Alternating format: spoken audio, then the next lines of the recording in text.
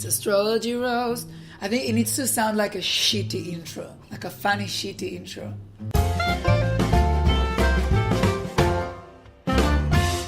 Hi everyone and welcome back to Astrology Rose. Now, for those who don't know, my name is Karen and I just like to give a quick disclaimer that I am wearing reading glasses during this episode. So if I sound a bit different, that's why. You definitely sound smarter, Karen. And who are you? My name is Itai and I am not wearing glasses. I'm just wearing pink trackies. Wow, and they look excellent. And me and Itai are not here by ourselves as usual on the couch talking about God knows what. We're here with a very, very special and significant guest, Rummy. Welcome to you. Now, for those who don't know Rummy, she is a woman of many hats.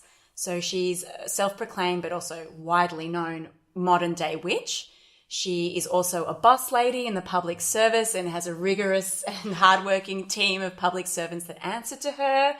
But she's also kind to them and lets them go for coffees and urine breaks when they need to. She is also recently engaged, a big mazel tov to you. She writes, she does spells, she's psychic. So you're everything, Rummy. Welcome.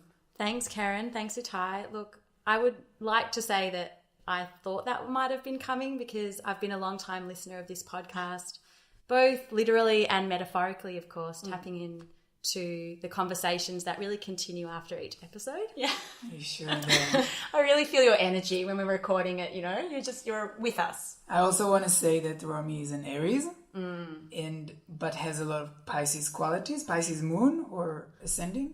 Pisces ascending. I wish everyone could be in the presence of Romy, and hopefully one day you will, but she is an Aries in the way that she's very strong, but she also has that witchy, Pisces, intuitive qualities. That's why for those of you who've been listening, and I spoke about my snake experience, one of the first people that I texted was obviously Romy, trying to understand what happened with that snake that I met and what's standing behind it. So Romy was there to help me figure it out. That's right. But I also feel like I need a disclaimer for myself, which is that, that was a beautiful intro, but I think in sort of claiming part of my identity as a witch, I really experienced it as a kind of coming out for me. And I would say I'm 90% comfortable with it. Certainly in the workplace, I've experienced this, Karen, and I'm sure you have too, this imposter syndrome. I've got to fake it till I make it and everyone's going to know I'm a fraud. And I think too, I've also experienced that and felt that with my identity as a witch. And I felt that similarly with my identity as someone that wears reading glasses that doesn't need them. So it has been tricky. I've been slowly integrating the glasses into my day-to-day life and testing it out to see, which people are supportive and which people aren't. So I wonder if that's a similar experience that you've had in claiming your identity as a witch, as a psychic, as a very spiritual person, but also having one foot in the real modern-day, fast-paced, city living world. Yeah, I would say so. It's funny you say the imposter syndrome because I've had this thought that's been in the back of my mind for a while now. So I'm a teacher and I just think that almost every teacher is an imposter in a way because, when you're a kid and you look to your teachers and you think, these are well-functioning adults that teaching me all about life. But actually what you don't know is that these teachers are sitting in their bed at 3 a.m. stalking people. These teachers go to the toilets to listen to Britney Spears' new single when it comes out. So I'm like, people don't really know. You think adults are something when you're a kid, but then you grow up and it's just a bunch of people that have no clue what's happening, and teachers are just as well. I'm interested to know, Romy, so Karen threw in so many titles, which are all, you deserve all of them. So she said you're a modern witch, and then you talked a little bit about it, but what does it mean to be a modern witch? Or a non-modern witch, like a conservative witch? Are there different realms? Or Well, I guess I should also disclaimer that I identify as a witch, but there is also the actual Wiccan religion, paganism. I don't follow that religion. I really experience my witchiness as a deeper inner knowing of a probably inherited from my family's lineage, so my ancestors, and that means my grandmother and my grandmother's grandmother and my grandmother's grandmother's grandmother, and also on my grandfather's side too. So what it means to me is really, you know, I used to talk to trees a lot as a child, and I used to see spirits all the time. And I would, you know, openly tell people about this as a child. I would tell my parents. And I think that's really where it started. And then it kind of went underground. And now I feel like with, you know, pop culture, there's been this huge revival of the witch. It's associated with feminism. We're coming back. You will not burn us. And I feel this incredible sense of communal uprising. And I feel like I'm bringing my witchiness into my relationships with other women and connecting with witches along the way. So when you told your parents, how did they react? Well, they thought I was crazy and they really dismissed it, which I can understand. I mean, I think having a 5-year-old child saying, oh, Mum, you know, there was an old lady that we met who had orange hair and was in a wheelchair. I said, oh, she visited me tonight and she told me that she just died, and, you know, that she just wanted some company. She just wanted someone to chat to. And I remember telling my mum this, and she said, oh, don't be silly, you know, go out and play with your friends. And I think that I can understand that, but I think that really was like a lesson to me, like maybe you're not allowed to share this, you know? Yeah. Well, it's very similar to my coming out story. When I told my mom I'm gay, she said, no, you're not. Get back in that closet. Get back in that closet for the next 4 years. Wow.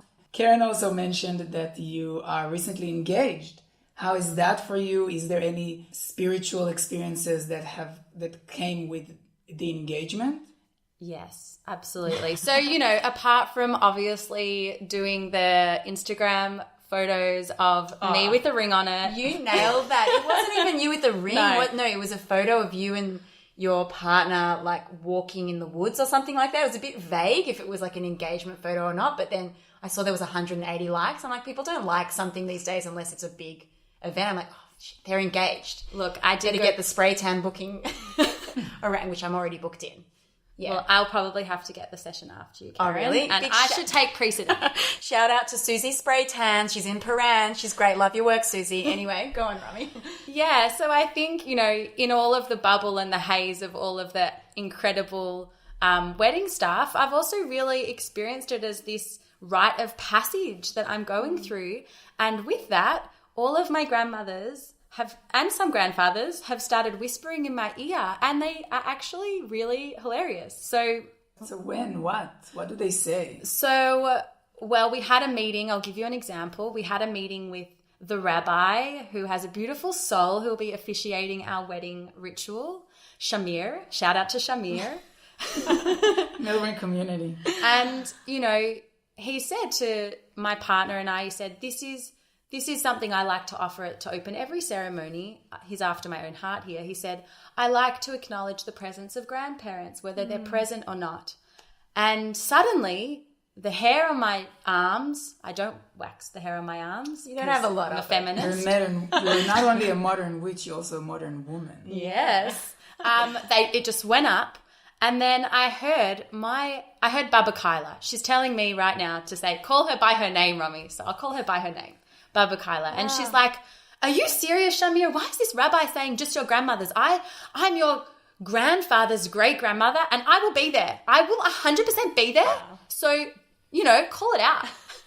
So for those out there who might not be familiar with the word broigus, it is the Jewish word for beef. And so if you've got a broigus with someone, you've got a beef with them. And I think it's so beautiful that your ancestors are, you know, they're not having a broigus with you over the wedding, but they're saying, we want to be involved. We want to connect with you. Even if I've passed over and I'm no longer there, I'm still here with you and giving you my 2 cents no matter what. That's so beautiful. It is. And it's also comforting to know that, you know, we're in this world having beef with our family, and then knowing that when we die, it doesn't stop.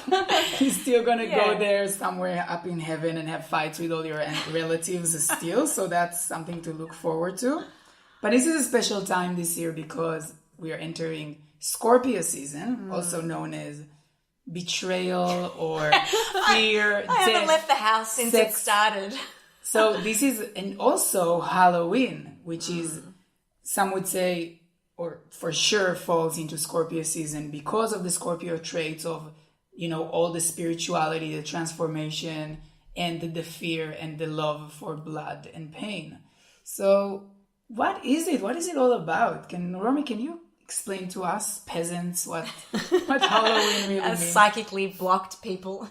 Look, I'm a peasant too, and from one peasant to another, I did a little bit of a desktop research for this because I know the caliber of this Astrology Roast podcast is very high. It's very robust, historical, theoretical foundations, and so I'm want to live up to that. So Halloween, it happens on the 31st of October, and it has its roots in an old Celtic festival called, it's spelt Samhain, but it's pronounced Samhain. Oh. Important. And what that is about is really that it was in the Northern Hemisphere, and it's heralding in the winter season. So it's the end of the light, and it's the bringing in of the dark, and with that, the rising of the spirits. And it's said that during this time and this night, Halloween, the veil between the world of the living and the world of the dead is very thin. So, we would at the time, they would light bonfires and dance and burn women on those bonfires. It's all in a day's work. Yeah, tradition is tradition. So basically people dress up to mix in with the spirits so the spirits won't hurt them. So everyone dress up as sluts so the spirits will not... It's true because no one will hurt you if you're dressed as a slut. No one will blame you for anything if that, They will blame you. They will blame you for wearing that when you, God forbid. But the spirits won't. The spirits won't. The spirits know. Spiritually, you're fine. The spirits are woke.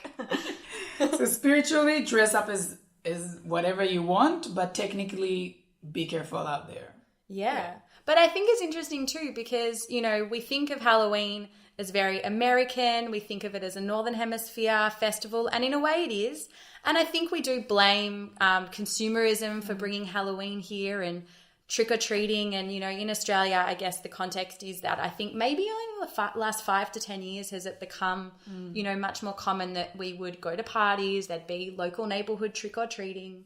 But I sort of have been reflecting on what it means in the Southern Hemisphere. I mean, we're actually coming into our season of light. So we're in spring now, and with that, I think Halloween is a really amazing time to connect with all of the spirits of the light. And for me, that's really the fair, which is the fairies. And we've got flowers and bees, and it's this beautiful buzzy time where the fairies are out.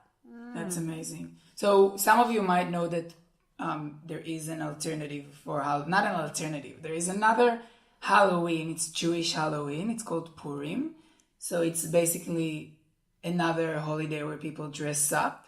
For us, it's also very similar reason because the Jews were obviously hunted down and someone wanted to kill all of them, which is what's new. Yeah, why would you? Why would you want that? And why wouldn't you as well? We're a bit annoying. So, and then they were saved but dressing up is basically, so on that day where they wanted to kill all the Jews, you wouldn't be able to tell who's Jewish and who's not. And one of the mitzvahs, one of the things you need to do on Purim is to drink. You need to drink just enough so you won't be able to tell who is the bad guy of the story and who is the good guy. And when I grew up in a religious upbringing and I went to this boarding school that was fully religious, boys only, the rabbis used to buy us alcohol on that day. So the first time I got drunk was actually under other drunk supervisors, which were my teachers, my rabbis. And what they don't know is that they bought me alcohol so I can get drunk for the first time. And also that's when I did gay stuff for the first time. Wow. So I'm like, milestone. Yeah, it's like, fuck the system. Like, you give me alcohol, you're not allowing me to be gay. This is what's going to happen. So shout out to my rabbis. Wow. So in all of your kind of Purims or your fake Halloweens and real Halloweens, what are some crazy costumes or crazy things that you've dressed up as? Well, this is actually, I'm having an experience of like when you're playing Mario and you get a star and it's like, because I used to work in a costume shop and as a part-time job, a very surreal workplace, and I'm having all of the flashbacks to my favorite costumes, and I'm just